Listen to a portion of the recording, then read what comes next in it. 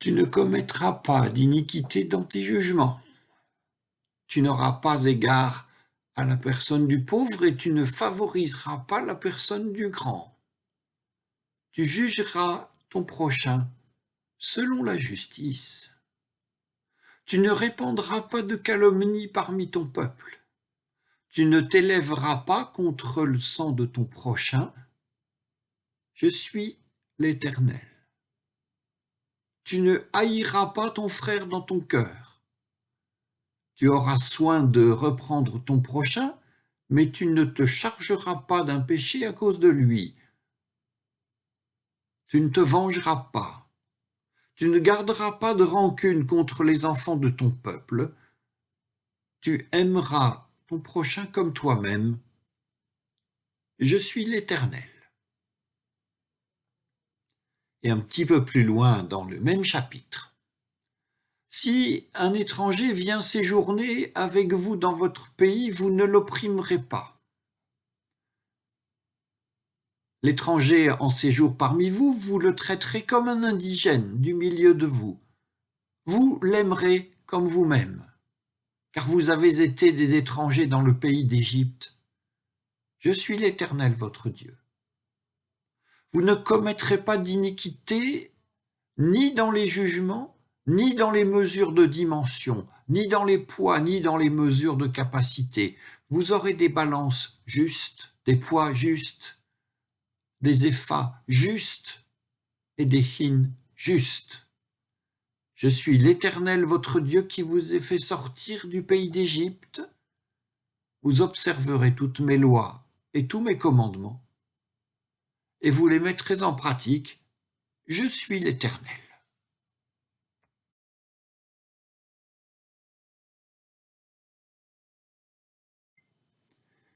Les pharisiens, ayant appris que Jésus avait réduit au silence les Sadducéens, se rassemblèrent. Et l'un d'eux, docteur de la loi, lui fit cette question pour le piéger.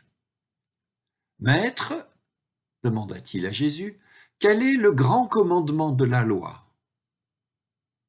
Jésus lui répondit, « Tu aimeras le Seigneur ton Dieu de tout ton cœur, de toute ton âme et de toute ta pensée.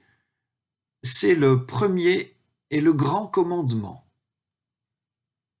Mais voici le second qui lui est semblable. Tu aimeras ton prochain comme toi-même.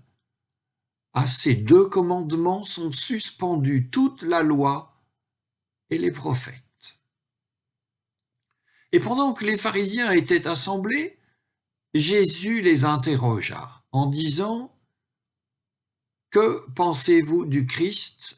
De qui est-il le fils ?» Ils lui répondirent, « De David. » Et Jésus leur dit, « Comment donc David, animé par l'Esprit, l'appelle-t-il Seigneur lorsqu'il dit, « Le Seigneur a dit à mon Seigneur, assieds-toi à ma droite jusqu'à ce que je fasse de tes ennemis ton marchepied. » Si donc David l'appelle Seigneur, comment est-il son fils? Et nul ne put lui répondre un mot. Et à partir de ce moment-là, personne n'osa plus proposer des questions à Jésus.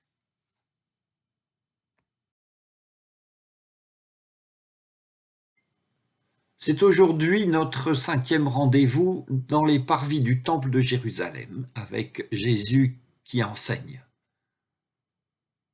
C'est tout à fait par hasard aussi que nous méditons dans quelques instants sur l'amour de Dieu et l'amour du prochain, un seul et même commandement. C'est tout à fait par hasard que l'actualité vient interpeller ce texte. Nous ne décidons ni des choix des textes du dimanche, ni des événements de l'actualité. Et nous disons tout de suite aux croyants que l'indissociable unicité de ces deux commandements est une nécessité impérieuse. Mais avant de développer tout cela, Nous pensons qu'il faut consacrer quelques minutes au premier verset d'évangile que nous venons de lire. Jésus, nous dit-on, avait cloué le bec aux Sadducéens. Il avait cloué le bec à ces gens qui affirmaient qu'il n'y a pas de résurrection et qui, pour démontrer ce qu'ils affirment, avaient imaginé que les structures coutumières de la parenté ne pouvant pas être reconduites à la résurrection était donc impossible. Si donc une femme se trouvait être veuve, sans avoir eu d'enfant, le frère du défunt devait la prendre pour femme et susciter une descendance à son frère. C'est ainsi que fonctionnait la structure ordinaire de la parenté de ce pays et en ce temps-là. Mais une femme, ayant eu successivement 6 frères pour mari, car n'ayant eu d'enfant d'aucun d'entre eux, ayant donc été 6 fois veuve, de qui serait-elle la femme à la résurrection? Ces gens-là avaient été capables d'inventer cette histoire sinistre. Et Jésus les avait traités en substance de fossoyeurs de l'espérance et de passionnés de la mort. Et il leur avait rappelé que Dieu n'est pas le Dieu des morts, mais des vivants.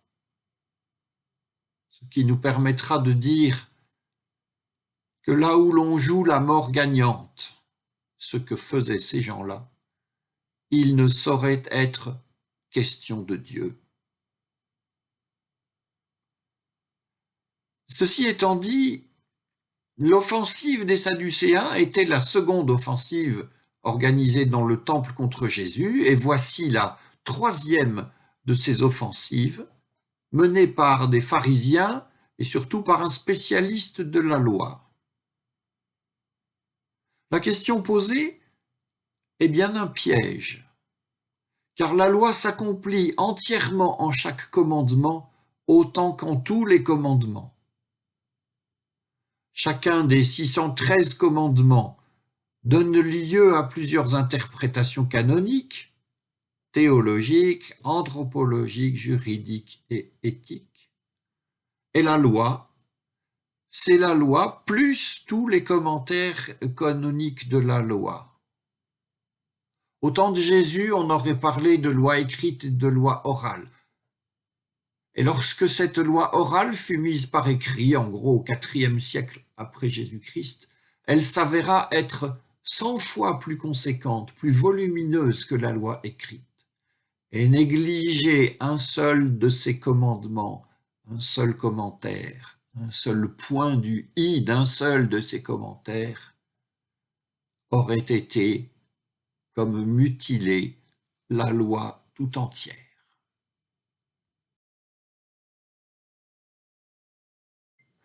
Celui qui interroge Jésus le sait bien, et Jésus le sait aussi. Qu'il y ait donc une part d'hypocrisie dans la question posée à Jésus, cela va sans dire. Et que les circonstances de l'interrogation soient mortellement dangereuses pour Jésus, nous le savons. Mais s'agissant de la réponse que Jésus fait, elle semble si simple qu'il est étonnant que, en tant que telle, elle puisse jamais déstabiliser un spécialiste de la loi. Sauf si pour ce spécialiste, la lettre de chaque commandement a formellement une valeur propre et suréminente. Mais il y aurait alors une collection de commandements individuels qui tiendrait lieu de loi et sans processus interprétatif lié à leur mise en œuvre. Et il n'en est pas ainsi. Pour essayer de le dire simplement, considérons seulement 10 commandements, ceux du décalogue bien sûr. Ces 10 commandements ne sont pas séparables les uns des autres, jamais. Alors oui, 5 parlent apparemment de Dieu et de l'amour de Dieu, et 5 parlent apparemment de l'amour du prochain et du prochain. Mais tous sont référés à une seule en-tête, et chacun des 10 commandements ne peut être interprété qu'en lien de subordination critique, c'est très important, en lien de subordination critique avec les 9 autres. Et c'est ainsi que l'amour de Dieu et l'amour du prochain seront une seule et même réalité.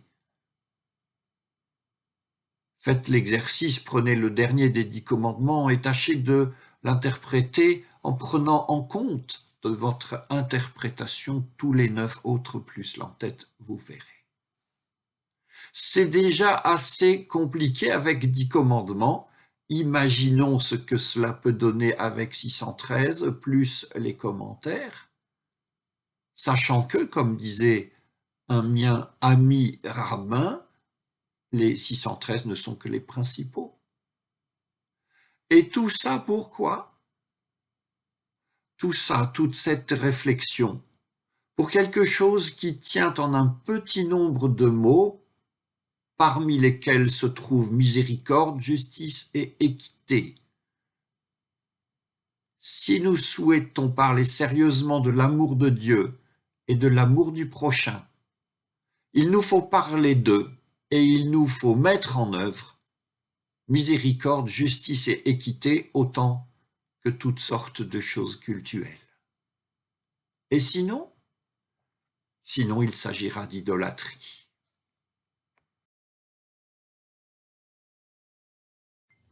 Il nous faut maintenant essayer de comprendre de quoi Matthieu veut parler lorsque, dans le temple de Jérusalem, et confronté à des maîtres de la loi, Jésus évoque l'amour du prochain. Et c'est dans le livre du Lévitique que nous avons rendez-vous, le 3e des 5 livres de la loi. C'est dans ce livre qu'apparaît la notion d'amour du prochain, précisément au chapitre 19. Aimer son prochain dans ce chapitre. Cela se passe d'abord entre indigènes. C'est-à-dire que le prochain est d'abord dans ce texte et dans cette pensée un prochain rigoureusement ethnique. Pour moi qui serais fils d'Hébreu et Hébreu vivant au pays des Hébreux, le prochain serait un compatriote. Passer les frontières, il n'y a plus de prochain. À ce moment-là en tout cas. Et donc l'aimer comme soi-même signifie, ce prochain, le traiter en tout point comme un égal. Cela signifie que la justice doit être la même pour lui et moi, que les poids et mesures doivent être les mêmes pour tous. Cela signifie que si vous êtes son employeur, vous lui devez chaque jour le salaire de sa journée de travail. Cela signifie que vous êtes franc avec lui et que vous attendez de lui la même franchise, qui qu'il soit. Cela signifie qu'il soit votre prochain, cela signifie encore que vous ne cultiviez à son égard ni haine ni rancune, que vous ne vous vengerez jamais de lui. Et c'est ainsi, dit le texte, que tu aimeras ton prochain comme toi-même. C'est moi le Seigneur. Voyez-vous, le petit mot hébreu utilisé pour parler du prochain signifie tout à la fois la proximité, bien sûr, mais aussi, de manière très importante, la réciprocité. C'est dire que plus qu'un voisin, le prochain est un égal, qu'il est un frère. Et ce qu'il y a de commun entre vous et votre prochain est alors une véritable communauté de destin et de foi, mais redisons-le tout de suite, une communauté ethnique. Mais, parce qu'il y a un mais, dans le même chapitre, il est question des étrangers, des émigrés, c'est selon les traducteurs, il est question de ceux qui, n'étant pas des enfants d'Israël, et la raison pour laquelle, s'ils ne le sont pas, importe peu, ceux-là vivent parmi les enfants d'Israël. Et il y a un petit mot hébreu aussi pour les désigner ceux-là, le mot guerre. un petit mot qui décrit tout à la fois l'origine étrangère de l'étranger et son désir de vivre parmi et comme les enfants d'Israël. Ce petit mot est aussi utilisé pour parler de ceux qui, ayant un temps abandonné la foi de leur père, se convertissent et y reviennent. Ce même petit mot peut aussi désigner ceux qui, ayant tout ignoré de cette loi et de ce Dieu, choisissent un jour de vivre de cette foi et de prier ce Dieu. Et ces gens-là étaient assez nombreux au temps où Jésus enseignait dans le parvis du temple. Eh bien, l'amour du prochain concerne aussi celui-là, l'étranger, le converti, celui qui vient d'on ne sait où mais qui s'intègre là. L'étranger, donc, est un prochain dans toutes ces dimensions que nous avons évoquées pour les natifs, pour les indigènes. Et cette chose-là est prise tant au sérieux qu'aujourd'hui encore, dans certaines dénominations du judaïsme, il est interdit de rappeler publiquement à un ex-étranger qu'il fut un étranger. Vous traiterez l'étranger en séjour parmi vous comme un indigène du milieu de vous.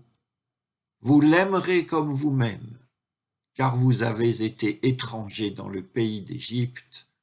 Je suis l'Éternel, votre Dieu.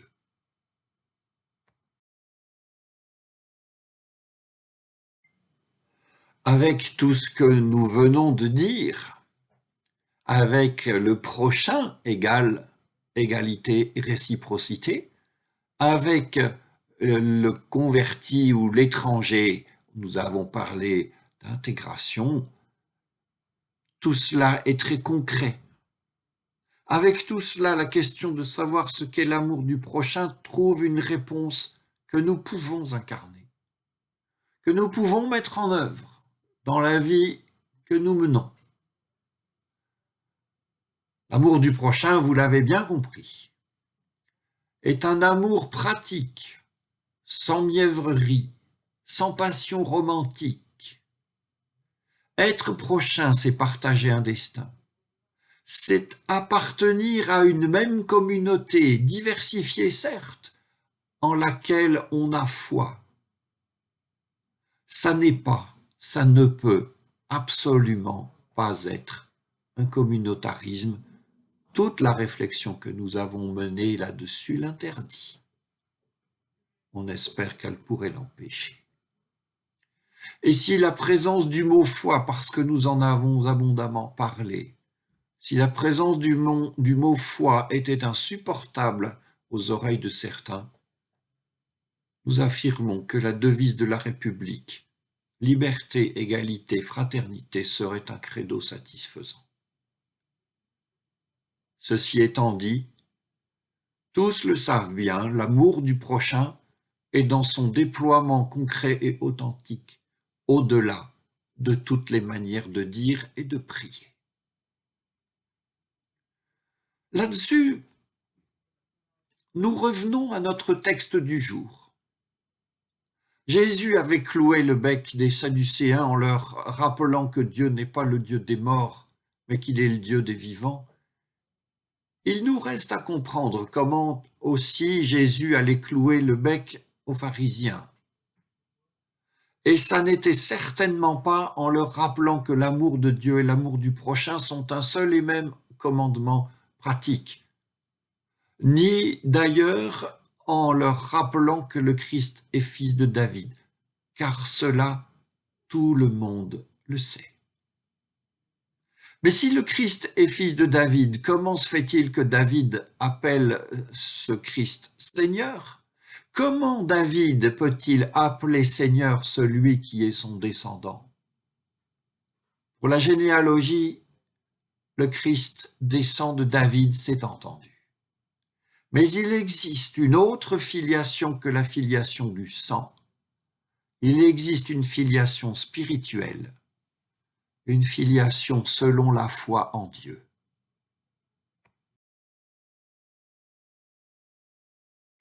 De cette filiation, nous pourrions aller jusqu'à dire qu'elle est filiation selon la foi, et c'est tout. Mais il faut bien un langage pour l'expliquer. Alors nous l'expliquons selon la foi en Dieu. Dans cette filiation-là, le Christ, le Messie de Dieu, existe de toute éternité. Ce que David, animé par l'Esprit et présumé auteur des psaumes, a pressenti d'ailleurs, en disant « Le Seigneur, Dieu, a dit à mon Seigneur, Christ, assieds-toi à ma droite jusqu'à ce que je fasse de tes ennemis ton marchepied. » Eh bien, David appelle donc bien Seigneur celui qui existe avant lui et depuis toujours. Mais cette phrase exprime aussi que la posture de Christ, c'est d'attendre que Dieu agisse selon sa promesse.